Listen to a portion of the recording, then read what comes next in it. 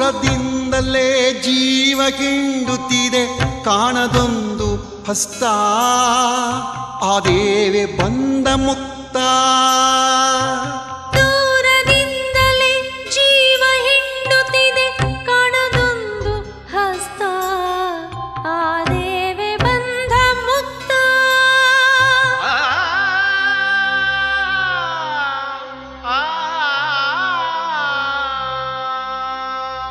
car ಮೋಡ ಮಳೆಯಾಗಿ ಸುರಿದಾಗ